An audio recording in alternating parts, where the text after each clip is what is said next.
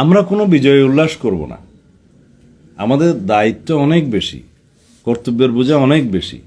বিজয় উল্লাস করার মধ্যে দিয়ে আমরা কোনো উত্তেজনা সৃষ্টি করতে চাই না। আর এই বিজয় আমাদের কাছে প্রত্যাশিত ছিল।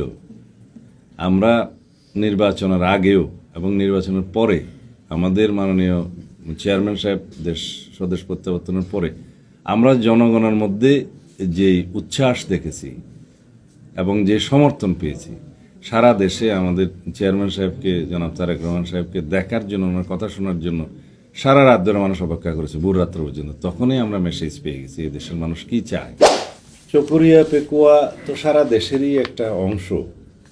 যেহেতু আমি এই এলাকারই নির্বাচিত প্রতিনিধি ছিলাম, আমার সহধর্মিণীও আমার অনুপস্থিতিতে আমি যখন কারাগারে ছিলাম, তাকেও এই এলাকার মানুষ আমার চাইতে বেশি ভোটের ব্যবধানে নির্বাচিত করেছে। সুতরাং তাদের প্রতি আমার দায়বদ্ধতা অনেক বেশি।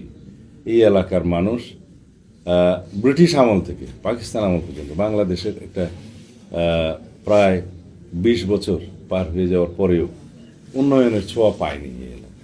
আমার এখানে শৈশব কেটেছে, কৈশোর কেটেছে। আমি এখানে কাদামাখা মাটিতে হাঁটতে হাঁটতে আমি আমার স্কুল লাইফ শেষ করেছি। আমার তখন থেকে স্বপ্ন ছিল, প্রত্যয় ছিল যে এই এলাকার জন্য যদি কিছু করার সুযোগ হয়, আল্লাহ রাব্বুল আলামিন সুযোগ দেন। আমি বড় সৌভাগ্যবান।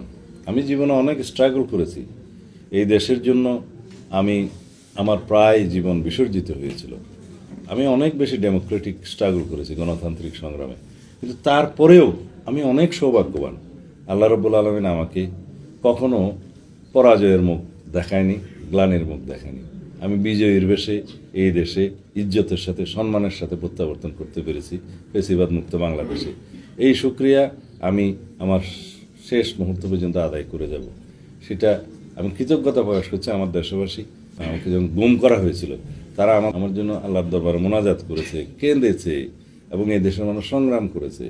গণমাধ্যমের কর্মীরা আমার জন্য লিখেছে। সব মিলিয়ে রব্বুল আলামিন আপনাদের সবারই মোনাজাত কবুল করেছেন, আমি বেঁচে আছি। সুতরাং আমার দায়বদ্ধতা, আমার কৃতজ্ঞতা এই দেশের প্রতি, এই দেশের মানুষের প্রতি, বিশেষ করে আমার এলাকার মানুষের প্রতি, এই এলাকার প্রতি অনেক বেশি। আমার প্রতিশ্রুতি অনেক আছে। আমি চেষ্টা করব প্রতিশ্রুতির চাইতেও বেশি অনেক জনপ্রত্যাশা পূরণ করার জন্য।